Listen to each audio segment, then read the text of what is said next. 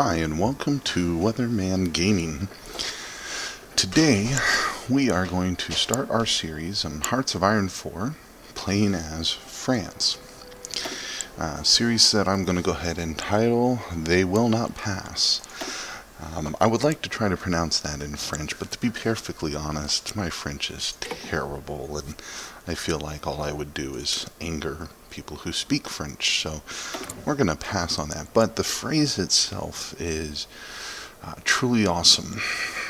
France actually has a tremendous martial history, and even though people oftentimes like to try to hold up World War II as a episode of France, surrendering and stuff, and the jokes that have come about from that, the fact of the matter is, the French soldiers fought as hard and as thoroughly as any soldiers from any country, and I kind of want to do homage. It's like a French word, right? Do honor to the French effort in World War II. And what we're going to actually do is play France that does not capitulate to Germany and instead holds the line. They shall not pass.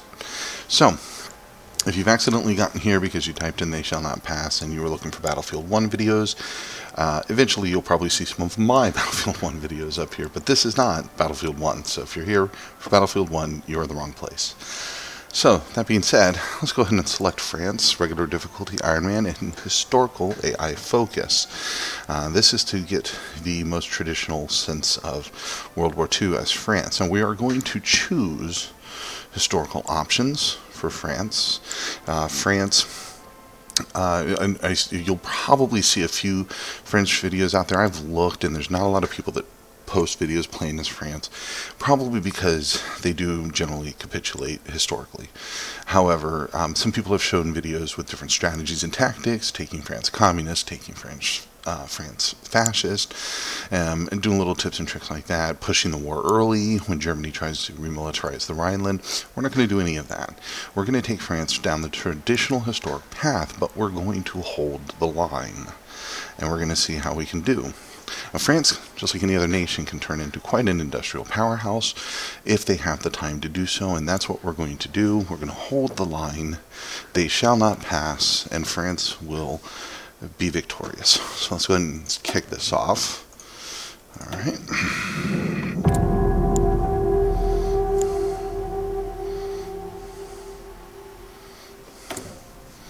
All right, so what's our strategy going to be? Well, France really needs as many of her troops home as possible. Fact of the matter is, to start with, we're going to try to move everybody back home. It is tempting to leave our French soldiers here, and actually let me try turning the volume down a little bit because it may be a little loud coming through. I'll just bump that down. I think that'll be a little better. 3 units aren't generally going to be enough to hold against Japan, realistically. So it's tempting to go ahead and move them, but I think this time we will leave these units here, and I'm going to show you why.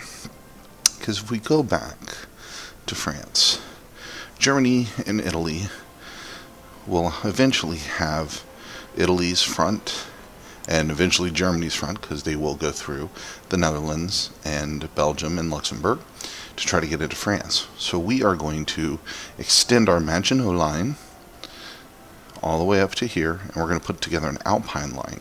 There's actually a national focus tree that will actually allow us to do this. But to make the best use of this tree, we will be developing forts along these places, because the way the tree works is it adds forts to the existing level of forts there. Forts get more expensive the higher the level you build. Level 10 forts take the longest. But if we bump these areas up to level 8, we'll get level 10 forts for free when we finish that national focus. If we bump these up to 3, these will get bumped up to 5, which with Mountaineers defending this particular line will actually should be enough to hold the Italians. And of course, with level 10 forts, you don't need as many troops to hold the line here, because forts give a tremendous disadvantage to attacking opponents. So negative 15% for each fort level. So level 10 fort means they get a negative 150% to their attack here. So that's going to be the plan. We are going to leave some units based in Algiers and French Africa, and the reason for that is because eventually Italy's going to push when they invade, and there are resources and factories that we are going to have built up here, and we really don't want to lose those. It's not a lot, but it's useful, and to be honest, it should be a pretty easy fight because most of the forces will be concentrated here. Plus, eventually, National Spain will get involved, and we're just going to go ahead and make sure we can defend against them as well. So, that being said, let's see what we have here. 12, 14, Attention. 15, okay. So what we're going to do is go ahead and first consolidate all our divisions. And we're going to consolidate them by moving them back to France. I'm going to borrow that one as well. And Madagascar. And there. We're going to move all these back to France here soon. These divisions, we will go ahead and move up to this port. And they're going to end up being the small front that we're going to hold against Germany, or against Japan when they inevitably join the war. So while we're getting ready for that to happen, we are going to combine our fleets.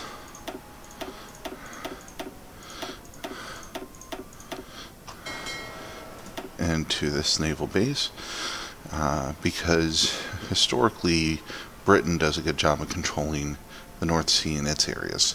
So we're going to make sure that we concentrate our forces against the Italians in the Mediterranean, and also to guard our convoy lines, which the majority of them come out of our ports here. And the last thing we're going to do is select all of our airplanes, and we're going to disband them for now. We'll bring them back during the war. We don't have any need of them operating for the moment. Now, France's biggest challenge is that the Germans break through. French national unity is notoriously low. That's how come France capitulates so quickly in the game. So our first path that we're going to research under national focus is actually going to be government reform, and we're going to go the traditional path. So we ally with Britain, and we're going to strengthen the government, and this will bring our national unity up, which will help us hold against Germans in Italy if they do manage to break through. But the idea is that they don't, that they will not pass. So let's go ahead and select that to start. Let's go to our research, and of course we're going to start with industrial, because industrial research is the most useful for the long game. Now, I'm always of two minds here, kind of how I want to approach this. We need to get anti-tank quickly and get a production line established for that, because production builds up over time. Your production lines have an efficiency cap, and the longer the production line is running, the further up the efficiency cap you go, which means you produce more quickly. However, this is a relatively short time to research, and gives you a boost all research time, which in the overall long run it's probably more useful. So we will start with electronic mechanical engineering to get that boost. Alright, now what are we going to do with our factories? Now, it's tempting to build military or civilian factories, but right now we are in civilian economy, which means building them is slower and more costly. Now, an event usually fires, especially after Germany starts prepping things, I believe usually after the Civil War in Spain, where the citizens will generally ask for an upgrade to a early mobilization.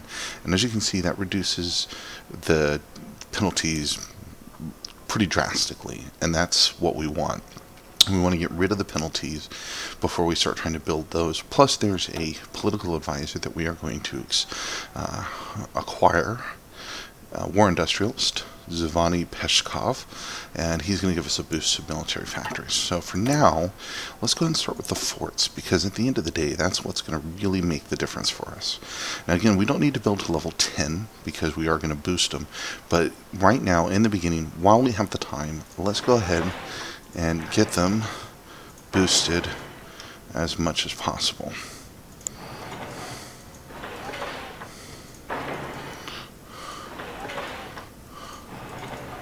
Alright, so we're going to put level 8 forts all along the line here, and then the +2 later on we'll go ahead and boost them to 10, and then we're going to put level 3 forts here, because at level 5 forts will be enough to hold the Italians with the Mountaineer divisions that we are going to place in this territory.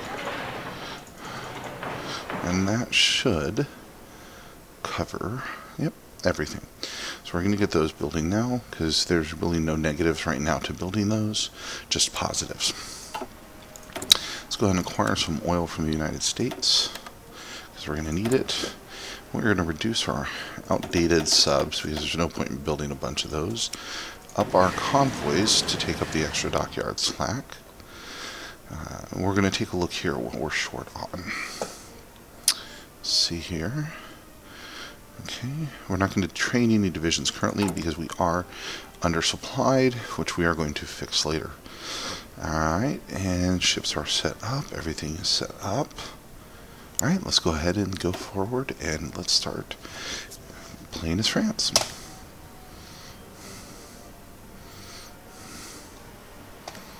Okay, everybody should be moved to a port here. So let's get them all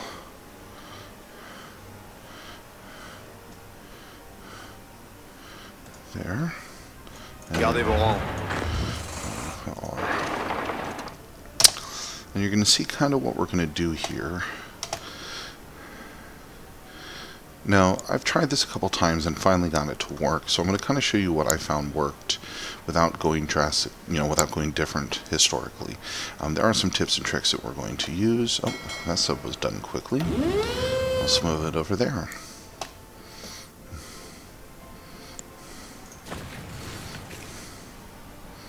Okay, so first off, let's get our fleets together. We're going to separate the subs into their own fleet, because subs have a pretty specific use.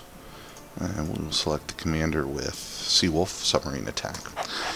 And we will base you out of this other naval base here. That leaves the main fleet, which we'll give him because he's really no different than the other guy. And the main fleet's purpose is going to be protecting our convoys. Sub's purpose will be attacking Italian convoys. Alright, let's go ahead and keep the game moving forward. And we should have just about all of our units in place now. Attention. Okay. I'm going to assign them there, and... Écoutez. Alright, and these guys are going to get their own. Alright, and... Worth, well, I'll give them... We'll give them Henri. And Henri and this little troop here, I'll put offensive order on them. He's going to take them there. Alright, and let's all these. Now, here's how we're going to break this down. We're going to turn all of these troops into infantry, with the exception of our cavalry. Cavalry is going to form a new force, and we're going to send them right back to Africa. The reason we're going to do this is because they're going to be the most effective force.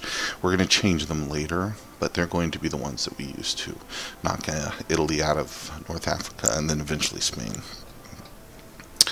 Now the rest of the troops, actually let's create a new theater for the French troops. So this is going to be our Indochina theater.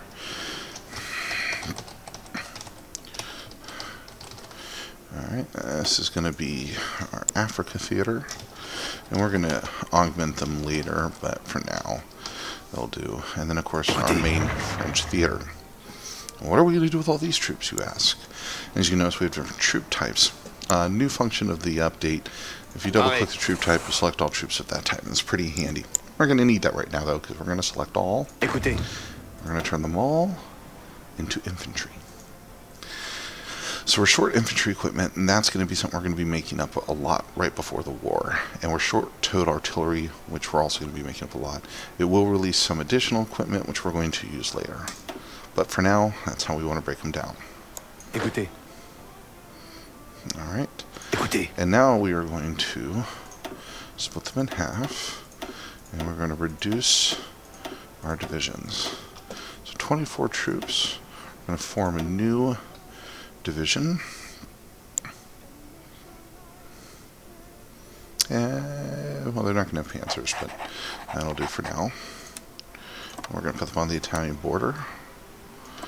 Okay. Gardez vos rangs. At least 41. Let's split that in half. Create a new division. Parlez. Yep. Should place that. Aux ordres. Attention. Alright, and Charles de Gaulle. Écoutez. The clerk. Okay. Écoutez. Gardez vos Alright, so rangs. we're actually going to take the 20 divisions. We're going to put them on the Maginot Line, as they can actually hold that very effectively. At those level 10 forts, they will be nigh immovable, especially once we upgrade the divisions later with our army experience, which we're going to talk about. Gardez vos rangs. And we're going to move him to Belgium, and he's going to hold the line at the extended Maginot Line. Alright, and it looks like everybody's got their marching orders. Alright, national focus is done. Now, this is one of the ways, if you are playing the game and you don't want to go historical, that you can actually change history. Germany remilitarizes the Rhineland. It's actually the first national focus that Germany has. Now, the Rhineland is these two provinces here, and they give Germany a lot of factories. Now, if you let them have this, they're just going to keep building stronger. And historically, that's exactly what France did. They let them have it. Now, if you want to play the game a little differently, you want to go a different route, you can say this is an act of war, rally the British to our side. Now, if you do this, there's basically one of two things will happen. Britain will side with you, and Germany will then have a choice to back down or remilitarize and go to war with you in Britain. Odds are in that case Germany's going to back down almost every single time because they're not ready for that. Or Britain's going to say, nope, we're not going to bother with it, and then Germany still has a choice of whether it backs down or remilitarizes. And again, kind of based off of what they see, they'll either go ahead and let the war happen, in which case you actually might do fairly well attacking them with the original units. So if you plan on doing that, don't mess around with the units, don't change them to infantry, because you can actually have a force that's actually almost as large as Germany's. They have 12 to 33 divisions. France has 74. So you actually stand a good chance of busting through and taking Germany out early through that route. But at the same time, you're going to have a civil war, as the communists will take some of that area, and you'll have to fight that as well. So just be aware that that's an option that you have. However, we're going to go historical, so we're going to issue a diplomatic objection. We did get some political power, and we're going to show you what we're going to spend it on here in a little bit. And Germany remilitarizes the Rhineland. Oh, and we need a new national focus, support the status quo. Let's start that. We're just going to keep going. Look at our national unity, 30%. Terrible. It means we capitulate quickly if they take even a few victory points. Generally, Paris, that's all they need to get. Paris pretty much puts us 50 victory points. That's a chunk of it. Alright, electromechanical engineering. Now, we are going to go for that, but right now, let's go ahead and start up our anti-tank research. We're going to need to start a production line of those as soon as possible. And actually, we're going to go ahead and also start a production line of more infantry equipment, because we are desperately going to need that. And as you can see, we need our production efficiency cap to build up, because the larger it builds up, the more we produce. So it's best to start that early, same with the anti-tank when we get it. Alright, workers threaten strikes following the sacking of 2 workers at a large factory. Struggles between workers and factory owners have erupted across the country. Workers backed by the Parti Communiste Français have organized and are demanding better conditions. such as higher wages and shorter work weeks. This will greatly reduce the output of our factories and is viewed as a victory for Parti Communiste Français. We are invited to Matignon for negotiations. Do we give it to the demands or stand firm and risk a countrywide strike? Well, if we let them strike, we lose 90% of factory and dockyard output for 90 days, and we take a hit to national unity, which is already not good, but if we negotiate a deal, though, we don't take a hit. We boost the popularity of the Communist Party, which already controls 30% of the country, so that's not ideal, or 30% of the government. And we lose 30% for factory and dockyard for a year. And now that's really bad, so we're going to let them strike.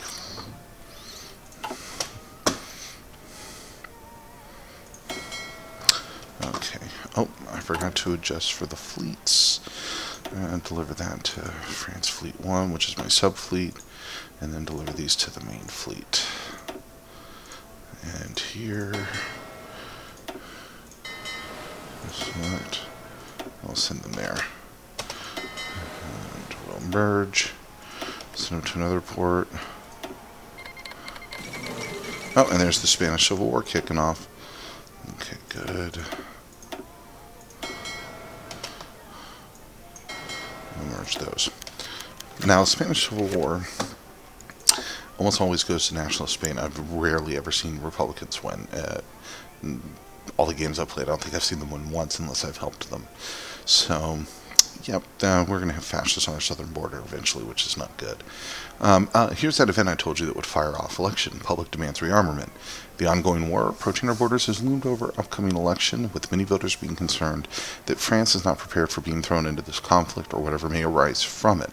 They demand we increase our precautions and ensure that our nation is ready for war. While the majority still support the Parti Radical, we may lose them to more radical elements if we don't alleviate their apprehensions. Short answer, we either lose national unity or we get to move a whole step of our economy tree for free without expending political power. This is ideal. This is good, because after this, we can build factories easier. So we're going to go ahead and say, change the economy law to early mobilization. Let's continue. Oh, and one other thing I forgot to do. Let's start exercising our troops. Now, the reason behind this is simple. When you exercise troops, you're going to build up their experience level. The minimum you want is experience level 2, which gives them no positives or negatives. Let's change the amount to infantry. Now, that being said, you do not want green, and preferably you want regular. You can train all the way up to regular, which is good. But there's the other bonus to exercising your troops, is it will build up Army XP experience. And this Army experience is what we're going to use to modify our divisions later to make them more resilient and be able to hold the line more efficiently. We'll go over that as we get the Army experience to where we need to do that. And now it will cost us in supplies and resources, which we're already having trouble producing, but we'll get there after we build some factories, which we're moving pretty quickly already. That's good. Alright, support the status quo. Let's go with Britain, because go with Britain is the traditional path. Basic machine tools is done. Alright, and let's go ahead and concentrate our industry. Now, some people like to go for dispersed, which, again, is really just dependent on your play style. There's some bonuses to it. You get production efficiency retention bonus, production efficiency base bonus, conversion speed bonus, factory bomb vulnerability bonus. But with concentrated industry, you just get a higher output. And realistically, that's just, if you're going to hold the line, that's better. Though the production efficiency bonus and the conversion speed retention bonus are good when switching between production lines and growing your production line. It starts out more efficient, but we need overall output to be higher. So we'll research that.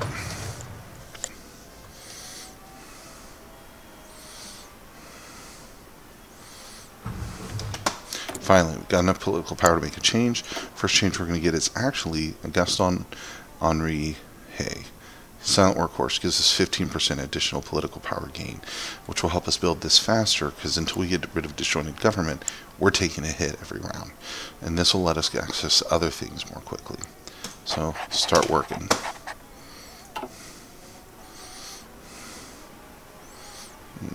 Nationalists are pushing pretty hard. I've seen this war take a lot longer before. I've also seen it go quickly. It seems to be kind of a flip of the coin, but I've never yet seen the Republicans win unless I'm playing like Soviet Union, where I can send volunteers. In which case, then I have helped force a Republican win pretty effectively. Oh yeah, let's go ahead and get them lined up on the board. Another new feature of the update. There is now the Sahara Desert is impassable. So instead of having a whole border here we'd have to worry about before, we actually have to worry about this one and push through these areas. It actually makes it easier for us. Makes it easier for the defender too, but at the end of the day really just does make it easier for us. And you control all of this, it will give you all of this, which is really nice. Alright, so construction's done. Alright, and let's get the improved machine tools rolling.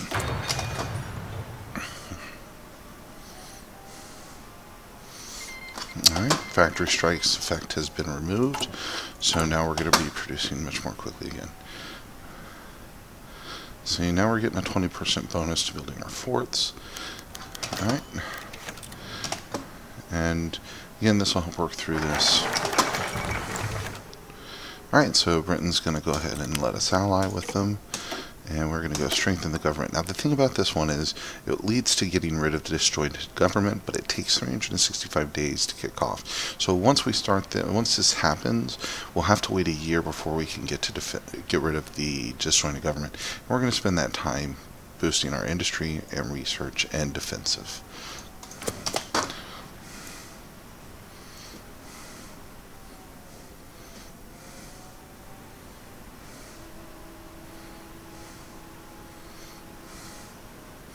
Once we eat through these will go very quickly. We may supersede some of these and add some factories here. Pretty soon. Good. There's the anti-tank. Alright, we are going to go back and boost our research again. Alright, now we need to start an anti-tank line as soon as possible. We currently do not have any excess factories, but that's okay. We'll build some here soon. Boost that up to the top. In actuality, what I may do is interrupt the line just to build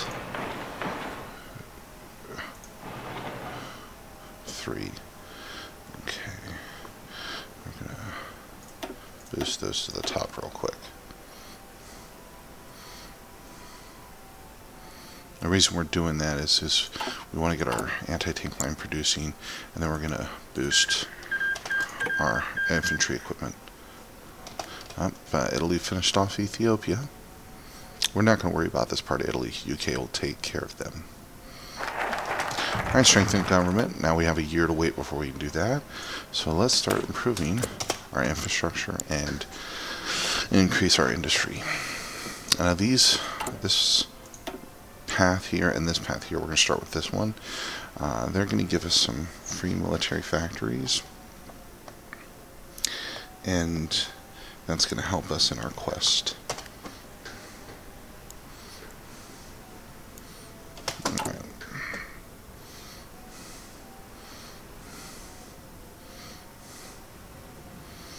Eventually we're going to alter our infantry units, and we're going to alter our mountaineer units, and we're going to basically put mountaineers here to hold them, infantry to hold here, and we should have enough light tanks and motorized eventually that we're going to change these to improved light tank motorized units. They're going to be fast, hit hard, and that should help us at least hold it. I say hold, but we'll probably actually be able to take that from Italy and then come back and sit on nationalist Spain. And eventually, once we get close to the war, we'll be able to train up some troops to sit on our southern border, because eventually nationalist Spain likes to join the Axis powers. Concentrated industry is done. Yep, let's go ahead and pursue that as well. Those are strong industries. What's going to win us this war?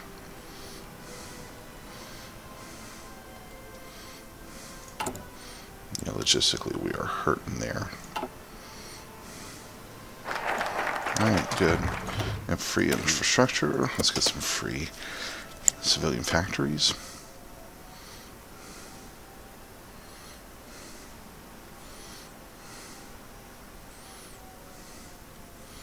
Alright, good. We're building up our army experience. Soon, what we're going to do is go in here and adjust these. And we're going to place infantry. Good, that's done. Now, just to give you an idea of what we're going to do here, if you've watched any tutorials online, you know that there's a lot of tutorials on Division Designer. The biggest thing with Division Design, well, really there's two really big things. Combat width. Combat width should always be a factor of 80. Okay, the minimum combat width of pretty much any province is 80. That's like one front. So that means 4 of your divisions can fight. Now, as of yet, and they have not fixed this, the AI uses templates that are not factors of 80. So generally, if you build templates with a factor of 80, 8, 10, 20, 40, or 80, which I think there's only, one way to do that, then you have more effective, more efficient divisions. Now after that, we're looking at organization, which is how long they can stay in the fight. Infantry gives the best organization, and that includes motorized and mechanized later. Armor gives lower, armor and artillery and such gives lower organization. So it's a trade-off of balance between high organization. Infantry is also good for defense. They have a high defense value. Of course, soft attack. Now, what we're going to do later is improve them to improve their piercing so they're more effective against the tanks and increase their entrenchment with engineers. But for now, we're going to go with a very traditional 7 infantry, 2 artillery. I would like to change that out for support anti-tank, but I can't do that until I have 20. So I think I'll do all those at the same time, because we don't need support artillery and artillery in the unit. Let's go ahead and do construction too. It's a bit artillery heavy, and they already have enough soft attack. Anti-tank's more important. I'm just going to wait till we get to 20 for that. Alright, now we're at 20. Let's modify the template. Switch out 2 infantry for 2 artillery. It's going to give us increased soft attack. We're losing a little bit of organization in HP, but we're increasing our soft attack significantly. Lose a little defense, increase our breakthrough a little bit, piercing barely any, but really it's mostly about the soft attack bonus here. We'll also make sure our combat width is now a factor of 80. We're going to replace the Toad with anti-tank. Anti-tank is going to increase our piercing significantly, up our breakthrough, up our hard attack, up the soft attack. Now remember, it's replacing the artillery for the soft attack, but now we have the line artillery, so that'll do fine. And we're still getting pretty much just the same bumps, because support units don't affect this stuff too much. Save that. Mind you that all of our units are going to be under strength for a while until our production gets rolling. Good, so we got those factories up and running. We're producing Toad anti-tank and infantry equipment. We're going to need to improve this later. In fact, actually, I believe we're going to have some from the National Focus. We're going to get some military factories, so we'll put them into those. And then we're going to keep building forts. And there's a reason for that.